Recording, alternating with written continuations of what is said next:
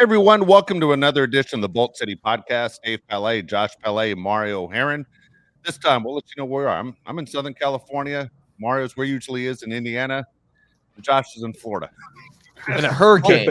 In a In hurricane. a hurricane. Like, literally, we had a delay starting the show because this lightning keeps flashing against Josh's face.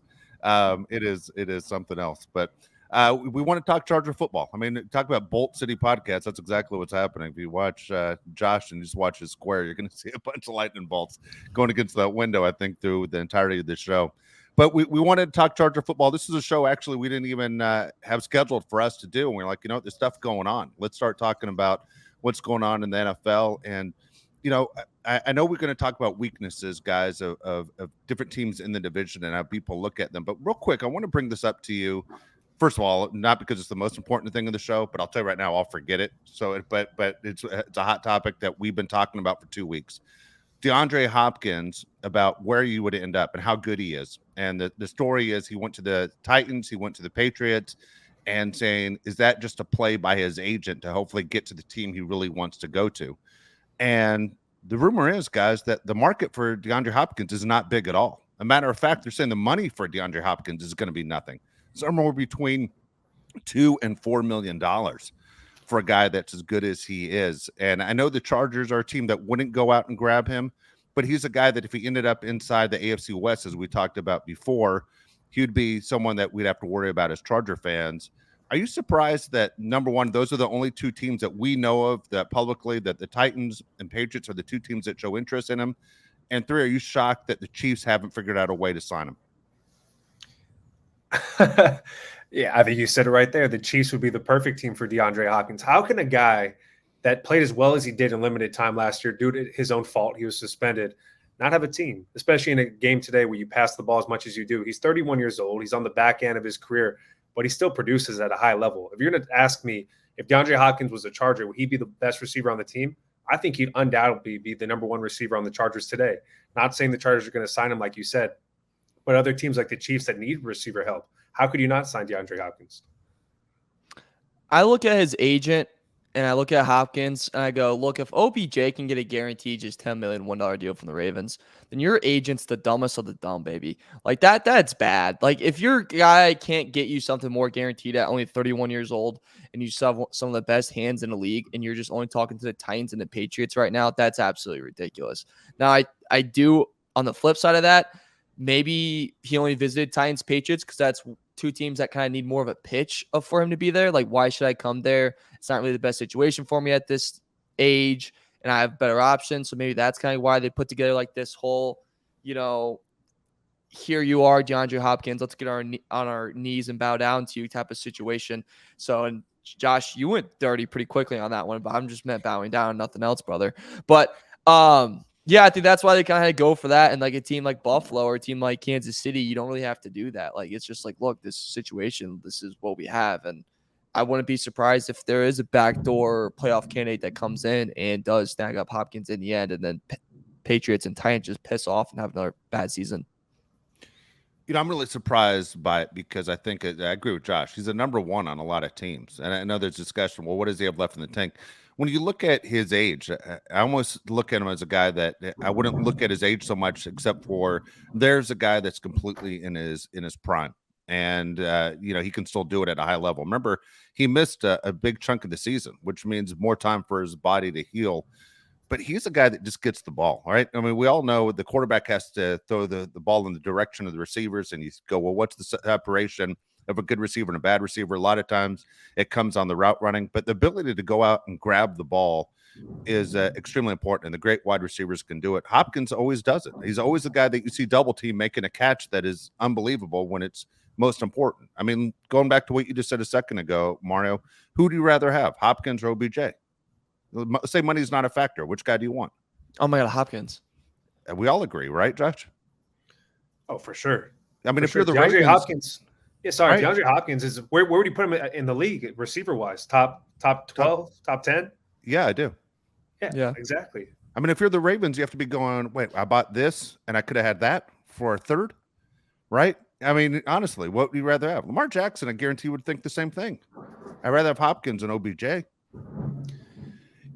Yeah, I look at a team like the New York Giants. If you're going to go for a team that's not top tier but absolutely needs receiver help, so if you put DeAndre Hopkins on the Giants or any other team for that matter, the Denver Broncos, the Raiders, a team that we hate, they're going to go from an okay team to a much better team.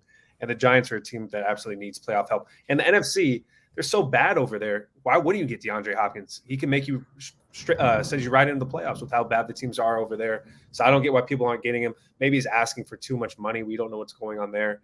But if you had to give me the choice between Dalvin Cook or DeAndre Hopkins, I'm taking DeAndre Hopkins.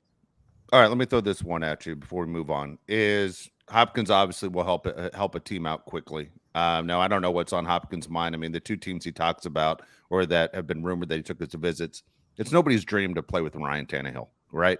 It's no one's dream to play with Mac Jones right now. The two quarterbacks that he would have to work with. If you were a team like Mario Herron, because you're in Indianapolis, is Anthony Richardson. You tell me that wouldn't be a huge plus for a young quarterback. At the same time, if I was DeAndre Hopkins, I wouldn't want to be there, but no one else is knocking on the door, it sounds like. If I was the Panthers, could I make it work financially to somehow bring him in? I got a quarterback on a rookie contract and Bryce Young to give him a huge head start. And he was kind of surprised that some of these guys aren't stepping. I'm really shocked, to be honest with you guys, that almost every team in the league isn't in a bidding war to get one of the best receivers in the league. You know, I think a team you left out there, low key, is also like, dude, think about the Bears a little bit. Like they're having I keep hearing all the freaking time that there's some problem with Claypool. They can't get him to workouts. They can't get him to work out with Fields. Like kick Buddy to the curb. Like he's not a good football player. Proved at Pittsburgh. You can't tell me a veteran coming in the wide receiver room that's going to be cheaper now than he was ever before. Just that come in for a year or two, help Fields out a little bit, take pressure off DJ Moore, teach Mooney a couple things. Something like that could really help you in a division that's pretty piss poor. That right now you have the Lions winning it, and get ready for them to lion it. You know, get ready for that roar to be as quiet as a freaking bug's fart. You know, like that's just they're not going to be anything. Let me throw out a team to you guys and tell me what you think. The Cleveland Browns pair him up with Deshaun Watson again. Why not? Love it. Love it. That's a team right there that has one good receiver in Amari Cooper. And I said good, not great, because Amari Cooper is probably the most inconsistent receiver in the NFL. And then you have Elijah Moore and Donovan Peoples-Jones. A team like that in a division that's so tough, why would you not get DeAndre Hopkins? All right, the one that stands out to me, you know, you're just brought up them NFC, and the team that always seems like they're never working with the salary cap is the Cowboys. I mean, we spoke about the top 5 players on the Cowboys just a couple shows ago, and we're going, okay, well, CeeDee Lamb's, you know, obviously one of their top 5, if not one of the best players on their team, maybe their best offensive player. And you go, okay, CeeDee Lamb with DeAndre Hopkins. Now all of a sudden, how dangerous is CeeDee Lamb? You know, I mean, how much does that help his career out as well? CeeDee Lamb was a better player, I thought, when he had Amari Cooper on the other side.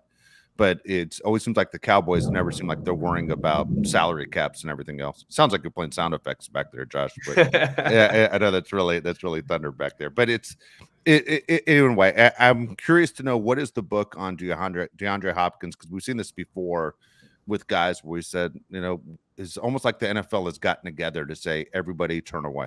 You know, like, right, we've talked about collusion before. The fact that it's the Titans and Patriots really seems bizarre.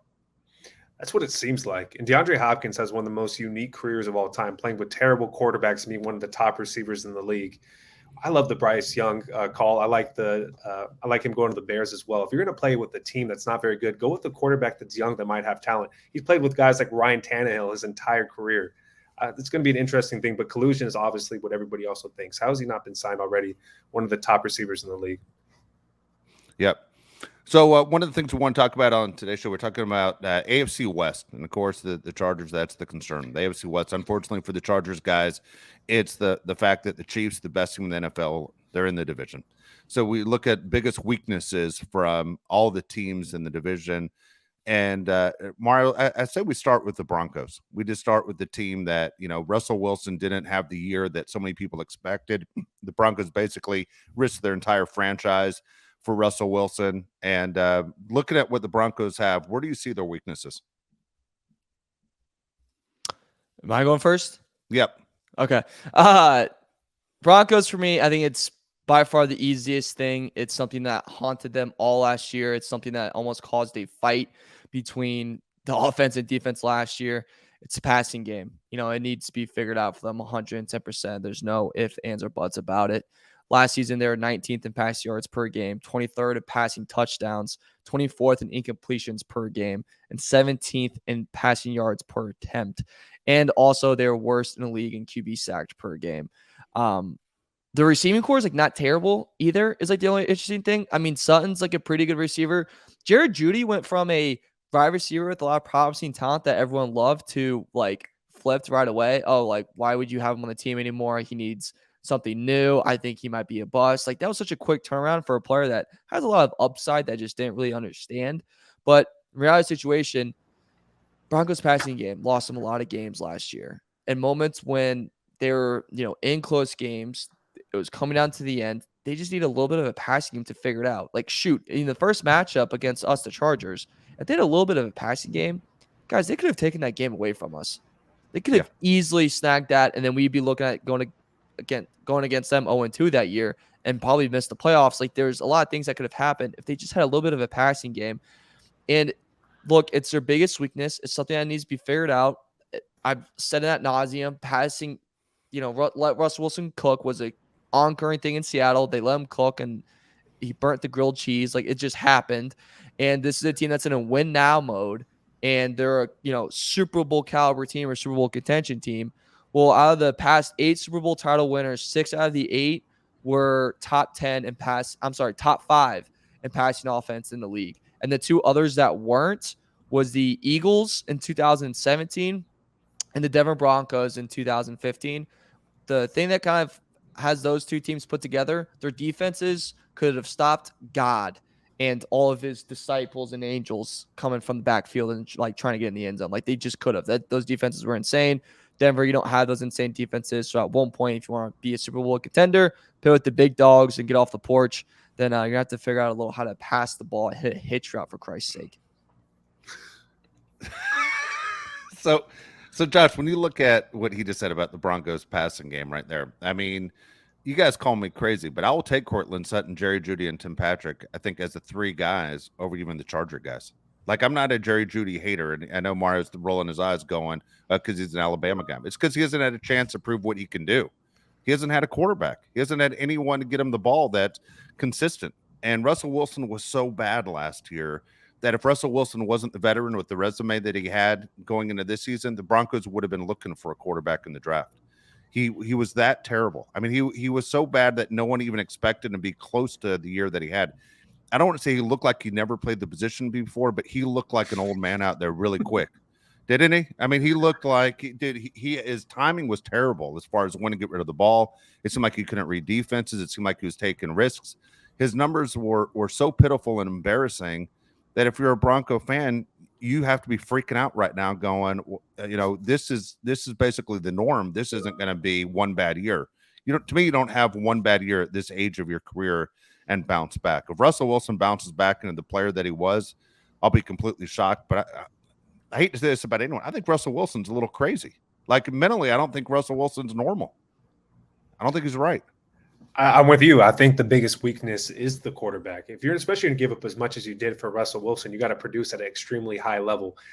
To say that somebody doesn't know, it looks like they never played the position, that has to be the biggest insult in sports. Have you ever done this before? But Russell Wilson was what it really looked like last year. Have you ever done this before? From him doing high knees on the plane and creating the offense and defense to hate each other because, like Mario said, they did because the offense was so bad. What's the guy that's giving them the ball? Courtland Sutton's not bad. Tim Patrick's not bad. And Jerry Jeudy, from people that remember, he was the best receiver at Alabama when you're talking about Jalen Waddle, Devontae Smith, and Henry Ruggs. He was the true number 1 receiver. And the year before, when they had Calvin Ridley, he was the number 2 receiver. He was always ahead of the other guys. And he has not produced at the same level because he hasn't had a good quarterback. Russell Wilson is terrible. To me, he's the reason why the Broncos aren't a good team, because if you look at their roster, it's not really that bad. But with a quarterback that can't distribute the ball, you're never going to go anywhere. It's something else. I've never seen really anything like it in the NFL at this stage of somebody's career. Meaning Russell Wilson should still be in his prime. He's not Johnny Unitas going to the Chargers. He's not Joe Namath going to the Rams. He's a guy that's supposed to still be in his prime. I mean, I've never heard of a team giving a player their own private office in the facility. He had his own office. How about guys on the team who said they never even had Russell Wilson's phone number because he wouldn't give it to him? I mean, dude, it's a team. I mean, they talk about this all the time. You have to be one of the guys. This guy completely separated himself, and it's not like you're Michael Jordan separating yourself. You're Russell Wilson, who arguably is the worst player on a 53-man roster. And yet you're the guy that's going to act like, dude, you got to wake up, because everyone else sees what's going on except you. Like, he's delusional.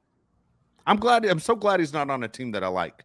I'd be panicking. Like, I'd literally tell you guys, I'm going on vacation in the fall because I cannot watch these goddamn games. It's going to drive me crazy.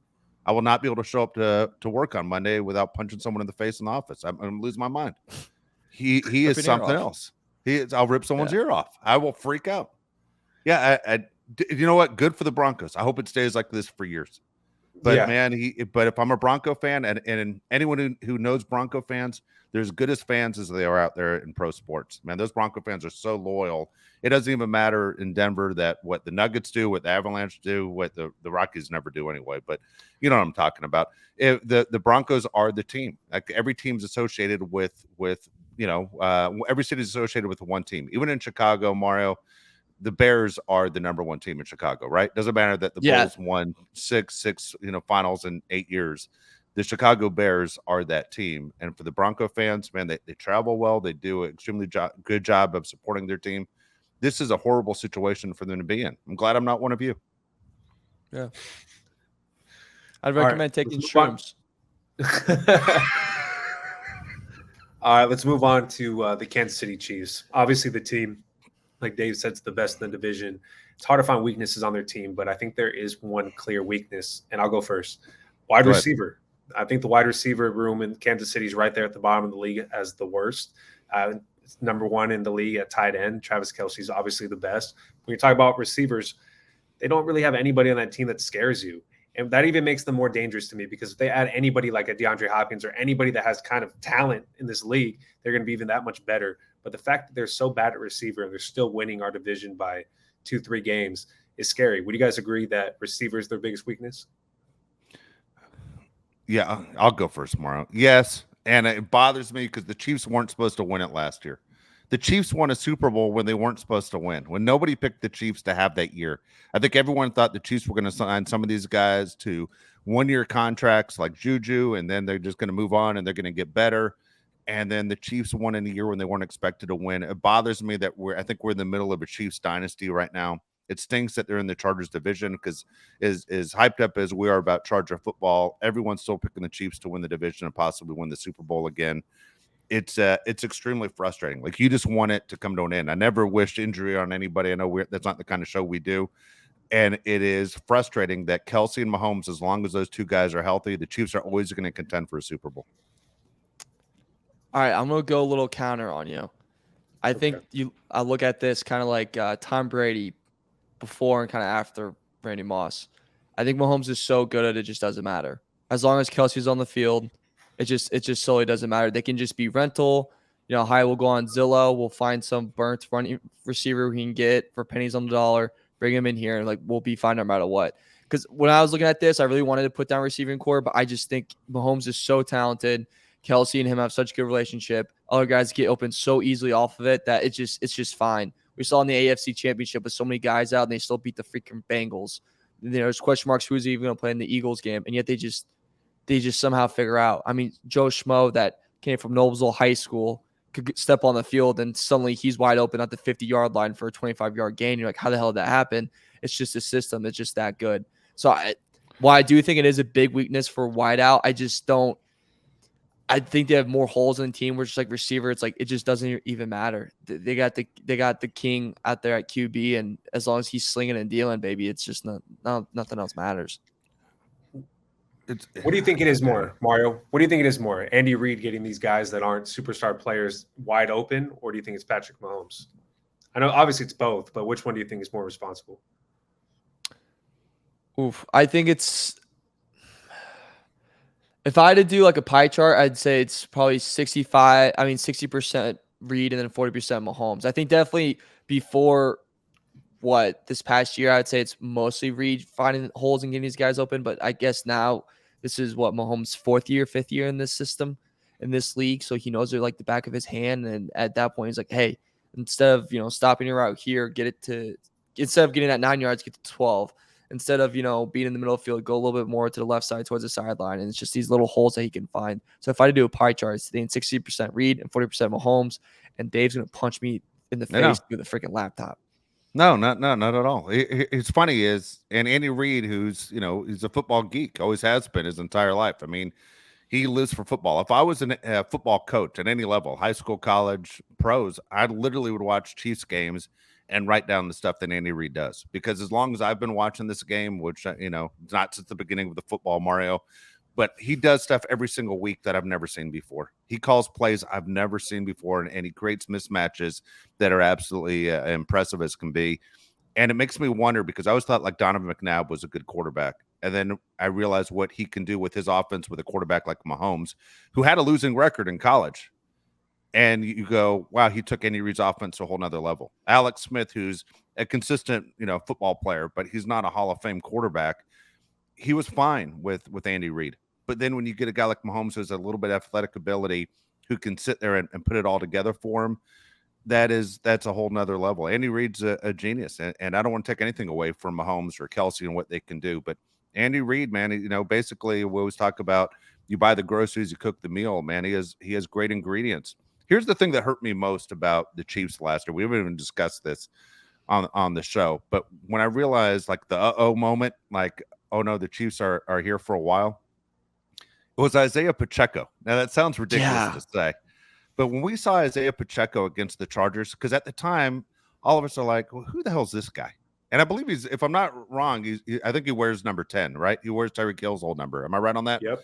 And you're going, I never heard Isaiah Pacheco. I think he was drafted in the 7th round, and he ended up with 15 carries for 107 yards against the Chargers in LA.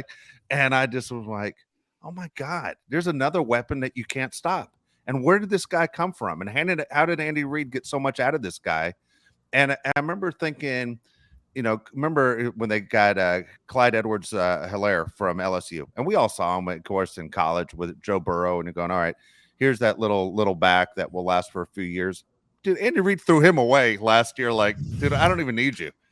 Guess what? We have other weapons, and it just shows you how you can just throw guys away. But then Isaiah Pacheco's a big back that played well in the Super Bowl and played well against the Chargers. And he was a guy, as you do these kind of shows or you break down what does it take to beat the Chiefs, nobody had Isaiah Pacheco as somebody to worry about going into the 2022 season. And I don't think most of the NFL even worried about him until December of last year. And then now all of a sudden he's a major factor in the playoffs and he's a factor in the Super Bowl. And I'm going, how in the hell? Again, 7 rounds. The best team in the league is able to get this kid. And he is another mismatch. And now in Andy Reid's offense, that one hurt. That one actually, like, I knew Mahomes was going to kill us. I knew Kelsey, no one can stop him. But where the hell did Pacheco come from? Yeah, out of don't you feel like yeah? I mean, aren't you like all the GMs missed? Like, how did everybody miss? I don't, dude. Like you said, I don't think it matters who they drafted. I don't think think anybody missed. I think they could have plugged in any decent running back and he would have done great. Isaiah Pacheco was good, but that's just how great Andy Reid is. I mean, Juju looked good for a little bit last year. He did in that offense, which is ridiculous because he's about to look like he's gonna look god awful in New England and look piss poor in Pittsburgh. Yeah, we'll get paid. We'll get paid. Have fun riding your bike in the snow. I almost cussed right there. I almost finished that with a cuss word. All right. How about the Raiders? Where do you guys, Mario, we'll start with you. What's the biggest weakness on the Raiders? Secondary. I think 100% it's a secondary. They were the 3rd worst in passing defense in the NFL last year. Only 6 interceptions in the NFL last year. I think that's got to be, I think my Madden quarterback threw more interceptions than the Raiders got last year. And I was on like the easy mode. And I was just, never mind. I'm not going to continue going in what state of mind I was in while playing Madden. But they're 28th and also yards per pass attempt, 30th in opponent's completion percentage. They just got burned through the air. And it was an obvious weakness in a division that has star power in their passing game, not to mention just the AFC in itself. It's the way they got burned last year. It's the way they got burned a lot.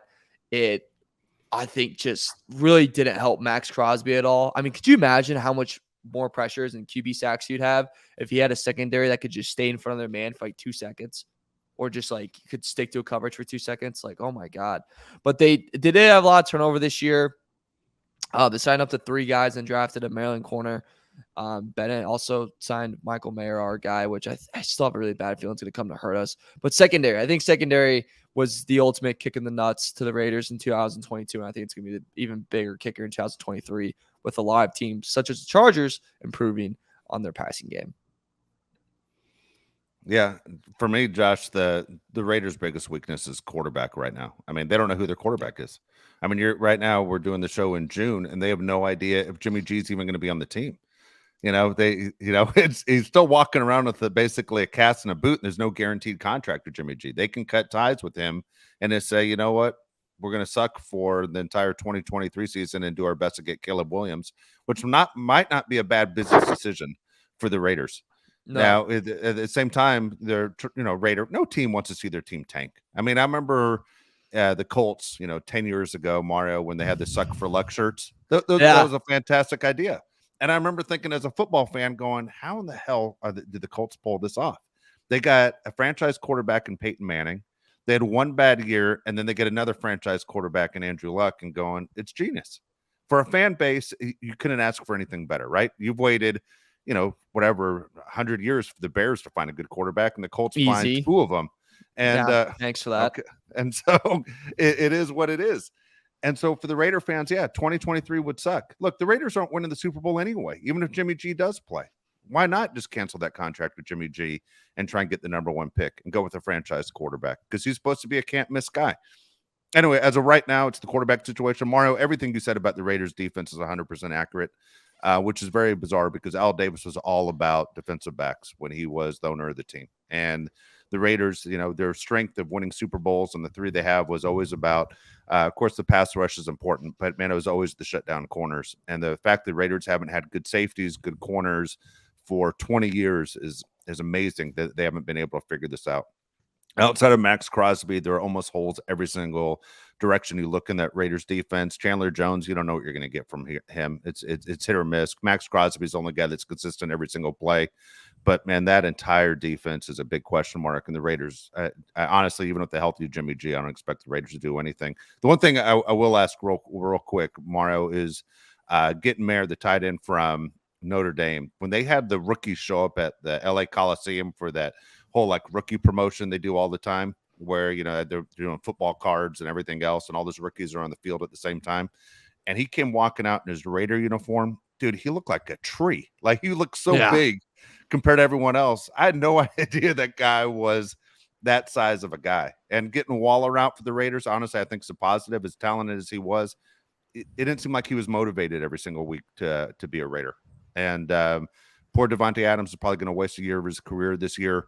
But and Josh Jacobs, who knows what his future is with that franchise, looks like he has, almost 2 feet out the door. But when you look at where the Raiders are going, man, the best chance of winning is way down the line. Yeah, Raiders defense is terrible. Worst in the league, I think, if you had to rank off the teams. If I'm them, I'm going for Caleb Williams. And Max Crosby, I think he's a top 10 player in the NFL. That's how good I think Max Crosby is. That defense around him is so freaking bad. Chandler Jones has to be the most disappointing player around him, J.C. Jackson, a few other guys, most disappointing player last year with their new team. So I think Max Crosby is in trouble because he has no help on that defense.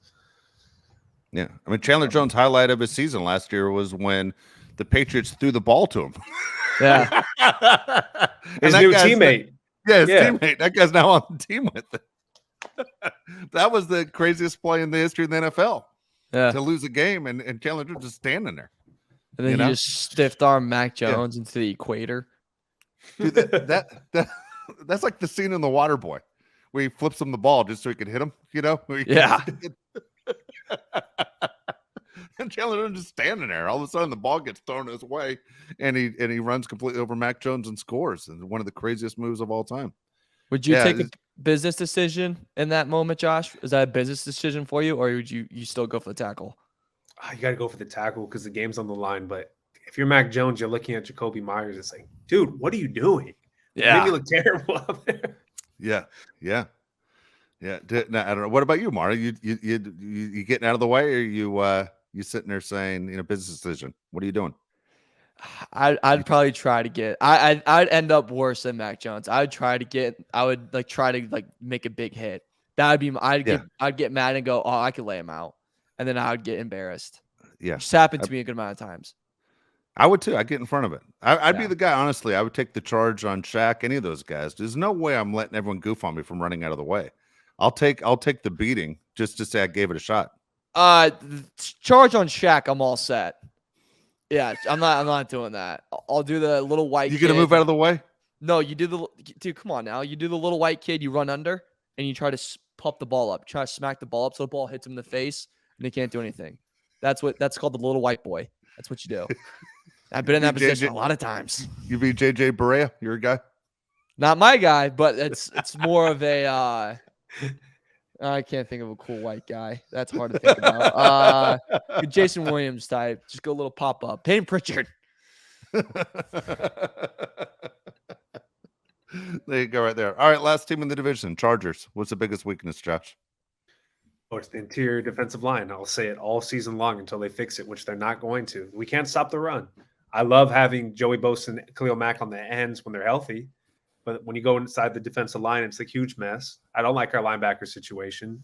I think Kenneth Murray's not the guy. I think whoever we have on the interior defensive line right now isn't going to work for what we have, and which really sucks because if you look at the weaknesses on the Chargers, there's not many. And you're talking about other units. If you're talking about front seven, the Chargers are actually in the top 5 a lot of places. But the interior defensive line for me is clearly an issue. Great quarterback, good offensive line, great receiver corps. Interior defensive line is going to kill us. What do you think, Mario? Yeah, I had that written down 110%. It's dude, Kenneth Walker walked all over us. Pacheco in our second game had 15 carries for 107 yards. Josh Jacobs just freaking bent us over. Travis Etienne tore us up too. Like past 2 seasons under Staley, 2022 we were 27th against the run. 2021 we were 30th defending the run. That's all it is. I saw people also say the secondary, and that was a repeated thing when doing research. Is people were like, oh, it's secondary, it's secondary. You're shaking your head, Josh. I agree. I don't think it's a secondary. But like later in the season, that secondary looked a lot better than it did earlier in the season. And Michael Davis turned into a different player. And Derwin James turned into a different player. Asante Samuel Jr. turned into a different player. J.C. Jackson, I think he's going to have a comeback here and be a better player. So I don't think it's a secondary. I think it's holy hell, please stop the run. Because no matter what, run game rules, man. You can't stop the run even in 2023. You're going to get pounded on. You're going to lose. Yeah, I'm with almost everything you just said right there. It all starts in the front seven. And the front seven aren't doing their job. Obviously, the guys in the secondary aren't going to look as good doing their jobs. All 3 of us are giant Derwin James fans. You know, we think he's one of the best in the NFL. Unfortunately, I think the guys in front of him don't exactly help him and help his career as far as how good he actually is. Look, I was a huge Khalil Mack fan at a time, even though he was on other teams. I just loved the way he played when he was with the Raiders, when he was with the Bears. Unfortunately, Father Time has caught up with Khalil Mack. I mean, he shows his age. He's not close to the same player he used to be. You know, I'm obviously not the biggest Joey Bosa fan. I just don't think Joey Bosa cares every single game, every single play. I think Joey Bosa, plays for the name on the back and when he plays, and just it's frustrating for me to sit there. I think what frustrates me even more about Joey Bosa is that he has a brother that's outstanding, that's really good. You know what I mean? Like, dude, when you're at family dinners, I mean, don't you look across the table and go, I wish I was him? Because that's what we're thinking as Charger fans. If we could choose Bosa brothers, we would choose Nick every freaking time, because Nick's one of the best in the NFL, and he looks like I'm doing everything I can not only to win a Super Bowl, but also to end up in Canton, Ohio one day. Joey's going to be the front row clapping for his brother, with his shirt unbuttoned. And you're going to go, God dang it, Joey. Of course, we ended up with that brother. You know what I mean? It's like having Dom DiMaggio and Joe DiMaggio. We got Dom. We got the bad one, and it bothers me because I don't know if the Chargers front seven are going to figure it out this year. And here's the answer. If you guys were basically scheming an offense against the Chargers this Sunday, you'd say, let's establish the running game, right? They can't stop it. Most NFL teams, though, they get in their mind, this game is won through the passing game, and we're going to hurt them through the air. And then you realize you don't put points on the board like that. But the easiest way to beat the Chargers is through the run game first, and then let the passing game take care of itself. You go old school against the Chargers. I'm not sure that front seven, man, is so unproven. It's ridiculous. Yeah. You know who's tried to stop the run was you, right? When you're working one of your old jobs, somebody came into your business. You wanted to take them down? Yeah. Wait, what? All right, here's a Jim Brown story for you. All right, Josh. Ooh, good transition. Look at that. I know. Look at that. You threw it underhand, Mario. You kind of missed it right there. But so we're talking about off there. We're talking about famous people that we've met in our lifetime. And one of the first jobs I ever had, Mario, I was working at a sporting goods store in Los Angeles, and Jim Brown comes in, and the guy working with me goes, "Dude, that's Jim Brown." And I'm like, "Yeah, I noticed." And he's walking around and he's shopping. He's buying like socks. Who knows what the hell Jim Brown's buying? I'm not paying attention. And I look at the guy and I said, "Dude, I'm gonna tackle him." And he goes, "What are you talking about?" And I go, "I'm gonna take Jim Brown down in the aisle right now." He goes, "You're gonna get fired." I go, "I don't give a crap." I go, "Haven't you ever watched any of those old NFL films? Like Jim Brown looks like a grown man playing against fourth graders on the playground." And I said, at least I can tell everybody I was able to tackle Jim Brown. Now, it would have been, unfortunately, he wouldn't have known it was coming. You know what I mean? It's like a hunter is saying, shooting deers is a sport where the deer doesn't know game's on. You know what I mean? But at the same time, I was going to take Jim Brown out. And the guy literally had to talk me out of it. He thought I was the most ridiculous guy going. This guy, by the way, was a college football player. He played tight end at Georgia. And he had a better chance of tackling him than I did. But he's like, "What are you going to do? You're going to go shoulder high?" I go, "No, I'm going for the knees. I'm just going to take him out like side knee, like Deion Sanders' ass. Just throw my shoulder and my head like into his knee and take him out." Thank God I didn't do it. I would have been sued. Store would have been sued, the whole deal. But I was 100% in, man, until this guy talked me out of it. I was going to take Jim Brown down because no one else could do it in any of those highlight films I've been watching for 20 years, I know it sounds ridiculous, but that was my move. Sounds like something Mario would do. I hate to say it. Dave, you're the guy that sees the guy with cauliflower at the bar that's like just fought in UFC 290. And you're like, I could give a left. I don't see it coming. No, dude, I'm not that guy. Do you know? Are you a MMA guy? Yeah. Okay. You know who Dan Henderson is? Yes. Okay. So Dan Very Henderson scary used to come on my Dan Henderson used to come on my radio show all the time in studio. And he would sit there and just stare at me like I'm like, "What are you so angry at?" And I'm looking at him, and I'm like, whole time I'm looking at him like he was gonna make a move any second. Like he just looked pissed, like he hated my face. And he has a cauliflower ears going, the whole deal. And every time he'd leave, I felt like I just barely escaped getting killed by Dan Henderson. I don't know what it was, dude. He just eyeballed me the entire time, like he was ready to choke me out at any moment. And the guy would walk in studio probably 5 times a year. And I'd get nervous every time I heard Dan was coming in. I think Dan just hated my guts, but he had those cauliflower ears. At no point did I think I could take Dan Henderson. I knew he would kill me. Dude, that's something I don't understand. People are always saying, "Oh my God, can you imagine getting hit with a 100-mile-an-hour fastball going up against Derrick Henry?" Dude, the last thing I ever want to do is get in the octagon with like John Jones ever. Yeah, why would anybody? Yeah. Why would you sign up for that? That has to be the most terrifying thing in the world. I'm about to fight. And it's gonna hurt really, really bad. Yeah, dude, no way. That's like the mascot, like the Heat mascot that he had to go to the hospital taking 2 from McGregor. What, buddy? Did you think that MMA fighter with the big ego is gonna take it easy on this punch? He needs to like show the world that he's still kind of got the pop. Hey, Dave's passionate on this topic right here. He's definitely with the mascot on this one. Yeah, I was on the mascot side. I was super pissed off about it. I hated it. Just some kid in a costume. And I'm telling 16-year-old kid. 16-year-old kid. He's 16? No, I just made that up right now. Oh. It was a girl. Yeah, but to get punched in the face twice by a professional fighter is ridiculous, man. Yeah. Like it's like, dude, what are you doing? Hey, this is show business. What are you doing landing punches like that? You insane? Damn, okay, McGregor's just a jerk. I almost cussed again. He's just a jerk, dude. Straight out. Okay, he is, but like at the same time, like you got to know right then and there, like he's gonna pull it back, but he's not like his pullback is still like hitting a brick wall. That's a trained killer. Yeah. Yeah. That's what I'm saying. Like the mascot, like you gotta know what you're getting yourself into. Okay, the mascot's gonna do whatever the organization says to do. Come on, you're gonna do whatever the organization tells you to do. Now, let me ask you, Mario, if that was your kid, okay, what's your move? Dude, You're getting an attorney. You're suing Pat Riley. You're suing the Miami Heat. You're suing Udonis Haslem. You're suing everybody because my kid got punched in the face while he was on the job by a professional fighter that you set up. All right, like if we throw in, imagine that's your kid type of bull crap, we're gonna be here all night with stuff. All right, that's gonna change a lot of perspective. I'm not going anywhere. I'll be here. Mario, let me ask you a question. Okay. All right, let's say you were inside that mascot costume. What would your mom say? What's her Oh, line? my mom, you'd see a 5-foot Italian mother with a 9mm at Conor McGregor's head at half court, just being like, Jesus. "This is over, buddy. Jesus. You'll be in the ocean swimming with the fishes by midnight." Jesus. What? All right. Tell the other story. This happened before, Josh. Tell the other story. What happened when a mascot got beat up? Oh, yeah. This is the second time this has happened. Deontay Wilder on the Spanish network. Might have been ESPN Deportes. Did you ever see Remember this, Mario? Wait, say it again. The same situation was a mascot, and Deontay Wilder broke his face. Yeah, shattered his on jaw. TV. Oh, really? And was it supposed to be a bit?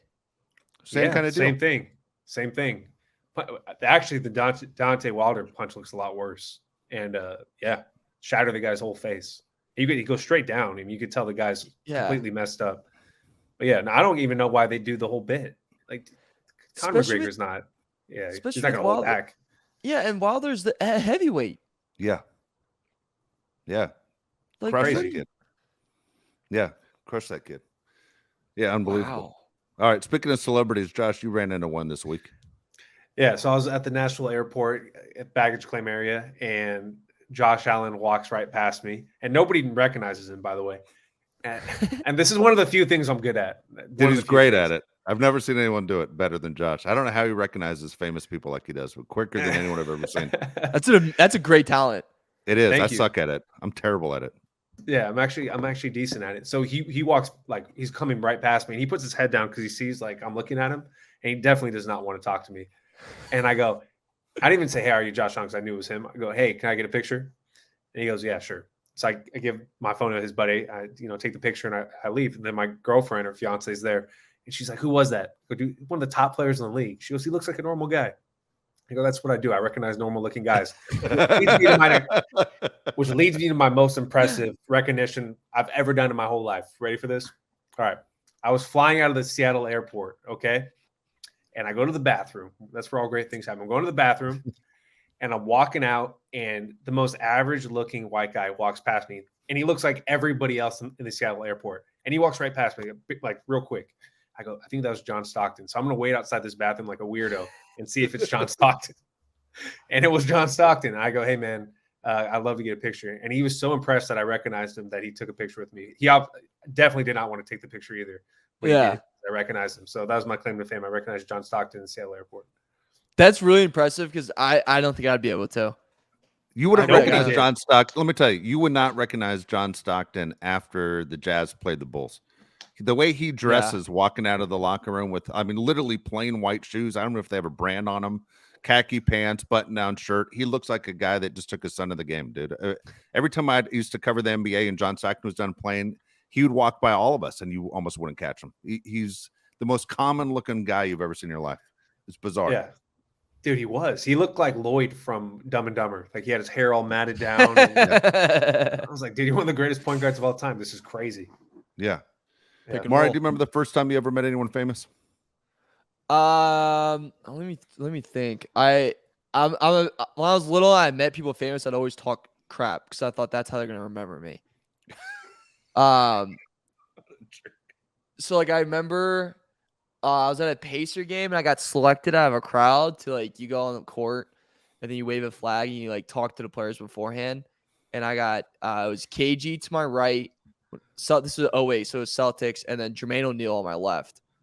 And I just bet I was in a Pacers jersey. Funny enough, I just bet my grandpa that the Celtics would, like, kill them. I think I said they would win by 10. And so Jermaine O'Neal was to my left, and I am looking up at them, and I'm literally thinking in my head, like, I had no idea these guys are so big. Like, I was like, God, these guys. I think I'm the size of their schlong, dude. Like, I'm like this. These guys are monstrous. And so they're, like, doing, like, the "Hey, little man," and I gave KG a fist pound, and, like, Jermaine O'Neal said something to me, like, "What's up?" or something. And I look down and I go, "You're in for a tough day, big guy." And that's all I said this to him in a Pacer jersey. Like he had to be so confused by a Pacer fan was chirping him, and I was like, "You're in for a tough day." Big guy. Did Garnett hear you say it to him? Yeah, he like Garnett was like nodding his head. Was like, "Oh yeah," like said something like that. And the lady that was like running like the PR event thing was just like, sweetie, can you come here?" And I was like, all right. Like I just thought it was all part of the fun. So I did that. I always got selected for random stuff like that. Like I'd win lucky raffles, go on courts for stuff, and I'd always embarrass my family. Like they would be like, why did you do that? So that was repeatedly thing I would do. At Butler, I did. What did I do at Butler? Butler, I tried to jump in the crowd when I was like 10. I hit a shot, so I tried to jump in the student section. I thought everyone would know who my sister is because she went there at the time. So I'd be like, Mom, I'm going to tell Mama Herron, and everybody's going to know who I am. She was sweet. It's not like high school. It's not how it works. Like, yes, it does, Mom. Oh, my God, dude. Oh, my God. Yeah. Oh, my God.